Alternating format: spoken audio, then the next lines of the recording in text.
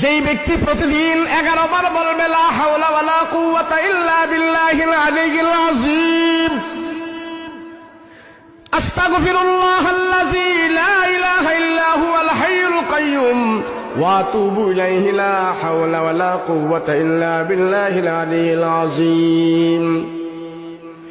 রাসূল সাল্লাল্লাহু আলাইহি ওয়াসাল্লাম বলেন, আমার উম্মতেরা প্রতিদিন যদি কেউ 11 বার এই আমলটা করে, সকালে বিকালে যদি কেউ এই আমলটা করে, আল্লাহ পাক তার জীবনে কোনো অভাব দিবে না, অভাব দিবে না। আল্লাহর রাসূল বলেন, তোমার অভাব যদি থেকেও থাকে, আল্লাহ তোমার অভাব দূর করে দিবে।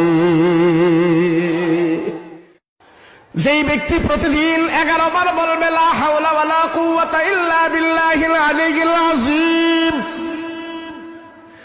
আস্তাগফিরুল্লাহাল্লাযী লা ইলাহা ইল্লা হু